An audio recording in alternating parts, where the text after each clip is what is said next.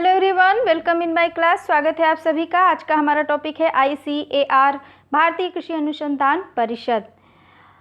UGC net unit 9 से related topic काफ़ी important topic है। आने वाले एग्जाम में क्वेश्चन भी पूछे जाने की संभावना बन रही है। तो चलिए इस टॉपिक को समझने का प्रयास करते हैं। भारतीय कृषि अनुसंधान परिषद देखा जाए तो इस संस्था ने स्वतंत्रता प्राप्ति से अब तक खाद्यान्न उत्पादन, हरित क्रांति, तिलहन उत्पादन, पीली क्रांति, दुग्ध उत्पादन, श्वेत क्रांति, मछली उत्पादन, नीली क्रांति और फल और सब्जियों संबंधी उत्पादन, सुनहरी क्रांति में महत्वपूर्ण वृद्धि का साक्षी रहा है।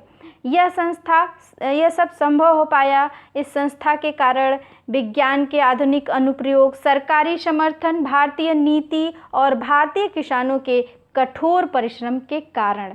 भारतीय कृषि अनुसंधान परिषद कृषि अनुसंधान के समन्वय तथा संचालन हेतु एक शीर्ष संगठन के रूप में कार्य करता है और इससे देश में इन सभी उपरोक्त कृषि क्रांतियों को आगे बढ़ाने में महत्वपूर्ण भूमिका निभाता है। परिणाम स्वरूप देश न केवल खाद्यान्न उत्पादन में आत्मनिर्भर हुआ बल्कि एक खाद्य अधिशेष की स्थिति बनी हुई है।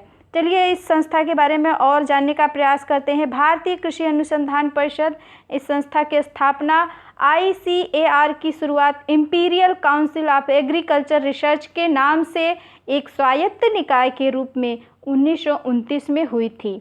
मुख्यालय इसका नई दिल्ली में है। केंद्रीय कृषि मंत्री ICAR का अध्यक्ष होता है। देखा जाए तो वर्तमान समय में 45 संस्थानों, 4 राष्ट्रीय ब्यूरो, 30 राष्ट्रीय शोध केंद्रों, 10 परियोजना निदेशालय और 80 अखिल भारतीय शोध परियोजनाओं से जुड़ा हुआ है। ICAR के अधीन कई राज्य कृषि विश्वविद्यालय, 4 डीम्ड विश्वविद्यालय और 1 केंद्रीय विश्वविद्यालय आदि हैं। चलिए देखते हैं संस्था का उद्देश्य क्या है।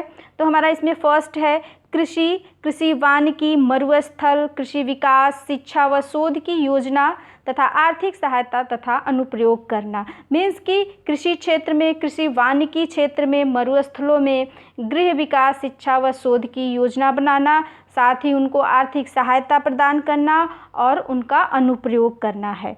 सेकेंड है हमारा सूचना प्रणाली और प्रकाशन के माध्यम से शोध को प्रोत्साहन देना।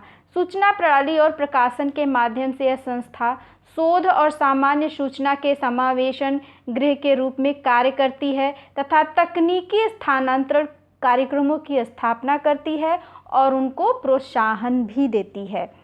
थर्ड है शिक्षा, शोध, प्रशिक्षण के क्षेत्र में परामर्श सेवाओं को उपलब्ध कराना। मीन्स कि शिक्षा के क्षेत्र में, शोध के क्षेत्र में, प्रशिक्षण के क्षेत्र में परामर्श सेवाओं को उपलब्ध कराती है। फोर्थ है विभिन्न अनुसंधान संगठनों के साथ सहयोगी भूमिका।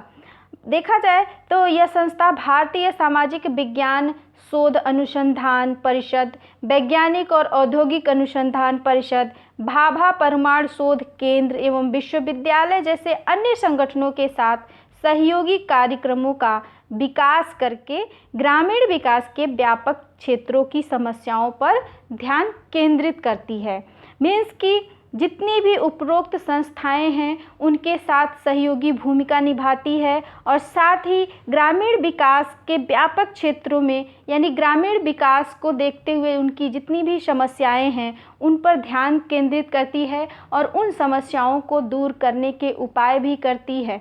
ठीक है, तो उम्मीद है आपको ये टॉपिक समझ में आया होगा। अगर वीडियो पसंद आए तो लाइक, शेयर, सब्सक्राइब करना बिल्कुल भी न भूलें। आप लोगों ने पिछले वीडियो में मेरे द्वारा पूछे गए जितने भी क्वेश्चन थे बिल्कुल सही आंसर दिया है, तो उसके लिए आप लोगों का धन्यवाद। Thank you.